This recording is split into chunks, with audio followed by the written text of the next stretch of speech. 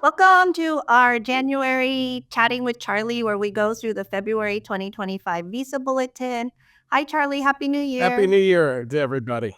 So, we're starting out the new year with a little bit of movement in our Visa Bulletin, which we'll go through.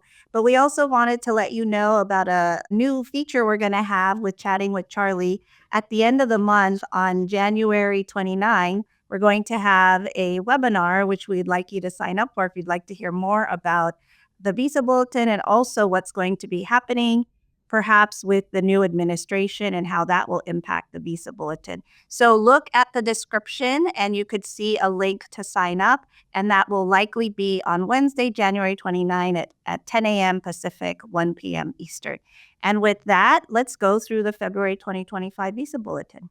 All right, Charlie. So the employment-based dates for filing, I don't think that's relevant, right? No, there haven't been any changes, and at the risk of sounding like a broken record, I don't expect them to make any changes.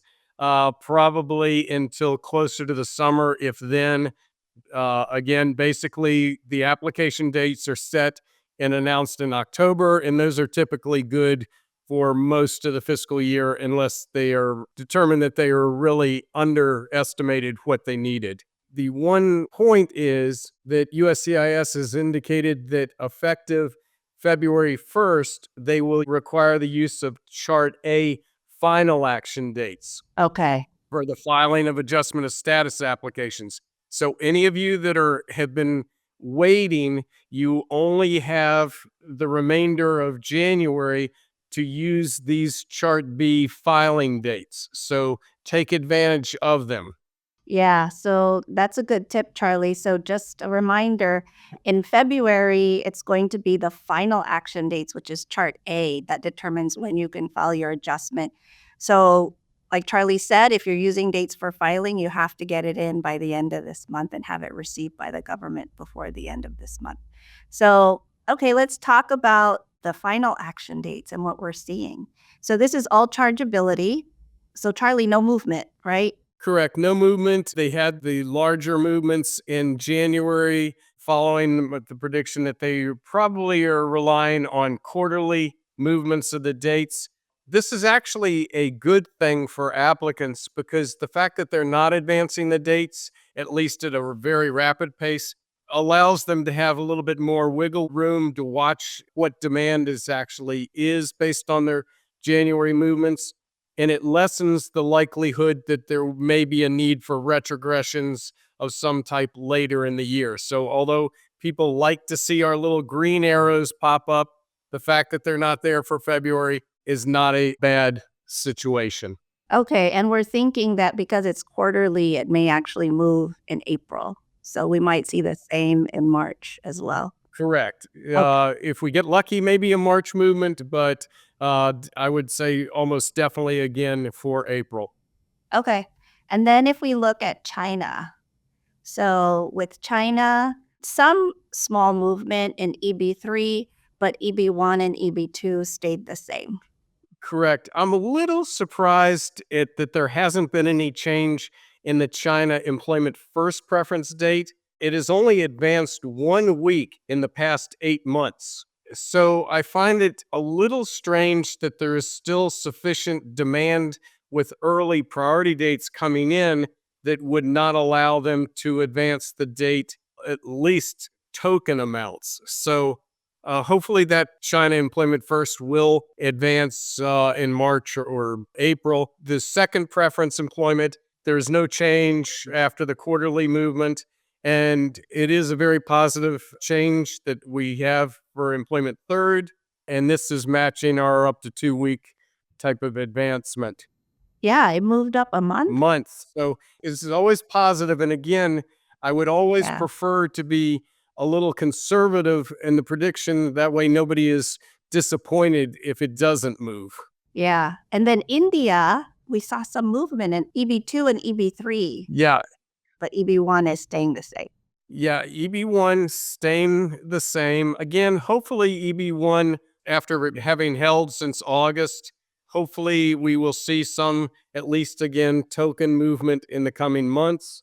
And then for EB2 and EB3, the movements are matching our predicted average monthly movements. So it's very good that the India second third has advanced. Okay. And then let's talk about your predictions. Yeah, I think for all of these predictions, I still will hold with these. I think they're proving to be correct on an average. Again, hopefully we will see more and we will see what's going on, and I may revise them beginning in April Okay, because of the quarter, because it's because gonna of the be the next quarter, quarter. and yes, and seeing what transpires for March. But like you said, we haven't seen any movement in China or India for EB1 for 8 months. So you think it'll actually move a week? I would hope so. Holding so long because the final action date is the priority date of the first applicant who could not be processed. Again, it is very surprising that there are so many people with very early priority dates, although they could be employment second preference applicants who some are potentially able to upgrade to first preference. So that could be fueling this and requiring them to hold the date. The other option is that the original final action dates, when they established them, that they advanced them at a too rapid pace Yeah. so that the amount of demand that they are continuing to receive is far greater than they had expected when they originally set those China and India employment first preference final action dates. And that's why I said with the rest of world dates not having moved, that is not necessarily a bad thing because it would prevent them from potentially retrogressing later on in the year, hopefully. Okay, so we'll just have to wait and see in next month's Visa Bulletin.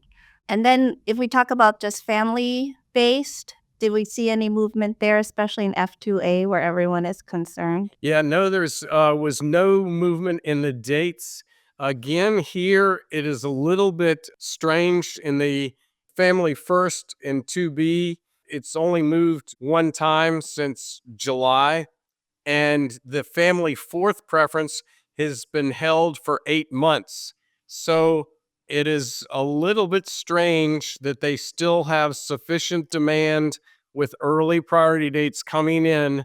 As I've said in the past, I would have expected the State Department to have recovered from their COVID processing backlogs by this point. They've had basically fiscal 23 and fiscal 24 where they should have been back at normal processing and should have been able to eliminate much, if not all, of the backlog. And then dates for filing is still the same, or did that Yeah, move? they haven't changed that. And that is Okay. not necessarily surprising because the dates for filing are so far out compared to what the actual final action dates are. So the fact that they're not moving those dates for filing is not surprising. Okay. Any last comments before we wrap up? No, I would. The one thing that would be interesting, typically the National Visa Center provides the State Department with a report in early November indicating how many applications are on file for applicants in all of the family sponsored and employment based categories. That's a list as of November 1st, 2024. Hopefully, the State Department will be publishing that data within the next couple of weeks because that will be very interesting to see and allow us to compare how many applicants the State Department has for potential processing versus the annual limits in the various categories. Yeah, and we'll delve into that further if it comes out at our January 29 webinar.